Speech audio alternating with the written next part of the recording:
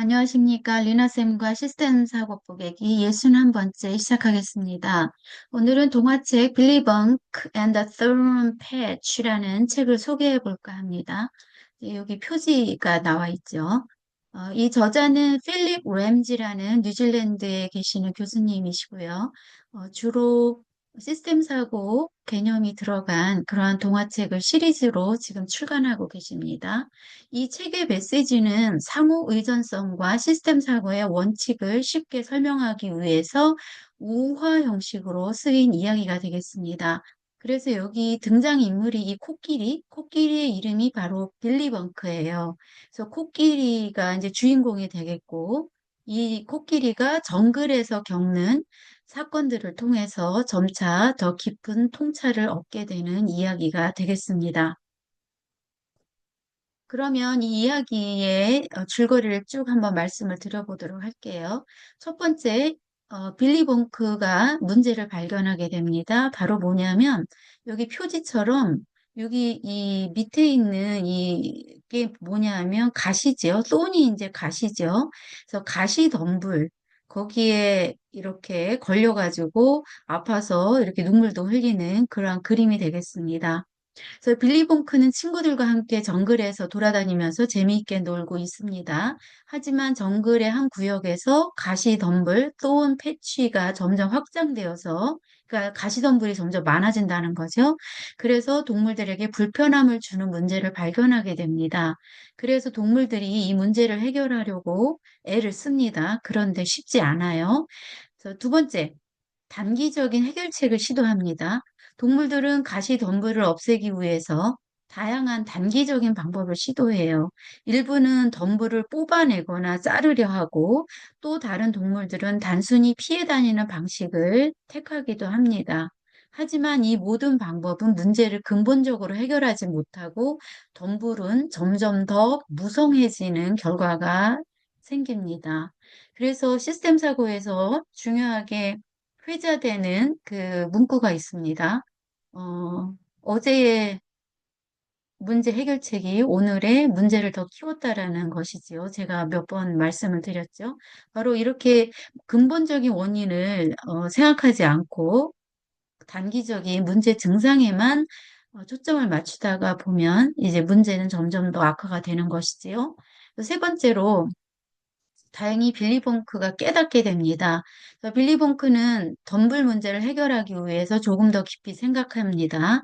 그는 가시덤불이 왜 확장되고 있는지 근본 원인을 찾아야 한다고 결론 짓고요. 그러던 중에 이제 깨달은 것이 이 가시덤불이 많아진 이유가 바로 정글의 균형이 깨졌구나. 이거를 이제 깨닫게 되는 거죠. 바로 다른 동물들이 정글에서 자연스럽게 풀을 뜯거나 토양을 관리하던 방식이 변한 이야기가 나와요. 그러면서 이제 덤불의 성장을 촉진하게 되는 것이죠. 그래서 덤불이 많아졌다는 거죠. 즉, 뭔가 균형을 이루는 균형 피드백이 깨진 걸 의미합니다. 우리 생태계는 거대한 우리 지구 생태계는 큰 균형 피드백이 작동하고 있는 그런 시스템인데 지금 현재 그 균형 피드백이 인간에 의해서 깨지고 있어서 지금 우리가 체험하고 있는 기후 변화가 바로 일어나고 있는 거죠.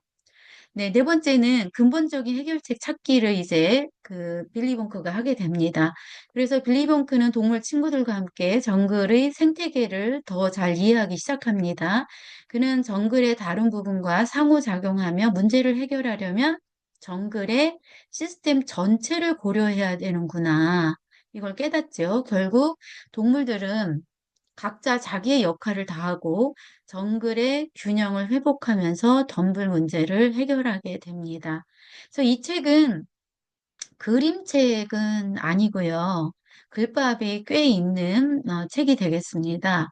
아직 우리나라 한글로 번역되지는 않았습니다. 그런데 그 영어 시간에 영어 교과 선생님께서 초등학교 6학년 또는 중학교 이상에서 활용할 수 있는 그러한 내용이 되겠습니다.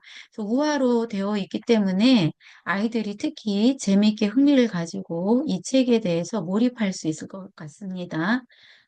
특히 시스템 사고를 처음 접하는 사람에게 재미있게 이 중요한 개념을 교육시킬 수 있는 그러한 동화책이 되겠습니다. 그래서 이 책을 가지고 여기 그 에스컬레이팅 컨플릭트라고 돼 있죠. 아키타입인데요. 요거는 이제 그 시스템 사고 관련 사이트 K12 파트에 그 사이트가 있습니다. cleexchange.org라고 해서 거기에 들어가면 이 빌리벙크 시리즈에 대한 안내가 있고 또 이렇게 URL도 들어가면 이 저자인 필립 렌지가 이 책을 학교 교육에서 어떻게 활용할 수 있는지 자세한 방법을 안내하고 있습니다. 참고하시기 바랍니다. 그러면 여기 아키타이 한번 보도록 하겠습니다. 이 책의 내용은 여기 보면 이 조그맣게 잘 안 보이실 것 같은데요. 쥐가 있어요, 마우스. 그래서 마우스와 코끼리의 어떤 좀 대조 이야기라고 볼 수 있는데요. 이 책은 에스컬레이팅 아키타입이라고 합니다. 에스컬레이팅 아키타입은 우리말로 하자면 점점 고조되는 갈등 또는 증폭되는 강화 피드백 그런 걸로 해석할 수 있습니다.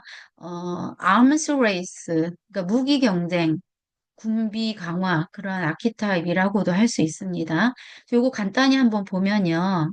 여기 글씨가 좀 흐릿한데요. So mouse success relative to elephant success라고 가운데 이렇게 되어 있습니다. 즉, 그 쥐와 이제 코끼리의 그 성공에 대한 이야기입니다. 그래서 만약에 이제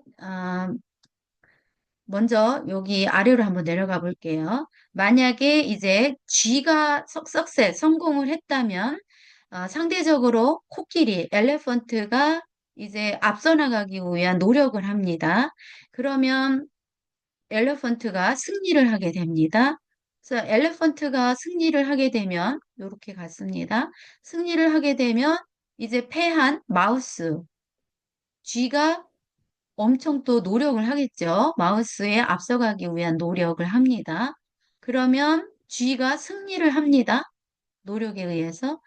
그래서 승리를 하면 요번에는 다시 코끼리가 또 앞서가기 위한 노력을 하겠죠.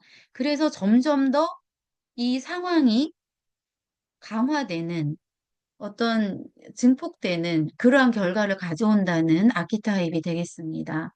그래서 다른 말로 이제 군비 경쟁 아키타입이라고 그 뭐 미국과 러시아의 군비 경쟁 레이스 그런 걸로 비유를 하기도 합니다. 이거는 학교에서 아이들이 친구들 간에 다툼이 많이 일어나죠. 서로가 어떤 뭐 말이 됐든 행동이 됐든 뭔가 원인이 되는 언행을 했을 때 상대로 하여금 어떤 또 되받아치는 어떤 행동을 하죠. 그러면서 점점 더 그 싸움이 커지죠. 그래서 그러한 상황에서 교사가 이러한 교육을 할 수가 있는 거죠. 수업 시간에 이러한 거를 명시적으로 공식적으로 하고 아이들이 쉬는 시간에 또는 점심 시간에 그러한 일이 발생했을 때 우리 지난번에 수업 시간에 우리 에스컬레이팅 기타에 우리 공부했었지. 바로 너희들이 지금 그 상황에 놓인 거야. 지금 이 상황을 너희들이 점점 더 악화되는 이 상황을 중단시키려면 어떻게 해야 되겠니? 뭐 강화되는 이 상황을 끊으려면 어떻게 해야 되겠니? 이제 그런 식으로 아이들한테 교육으로 접근하고 적용할 수가 있습니다. 근데 오늘은 이렇게 동화책 빌리벙크 시리즈의 첫 번째로 빌리벙크 앤 더 톰 패치에 대해서 말씀을 드려보았습니다. 네, 시청해 주셔서 감사합니다. 이상 마치겠습니다.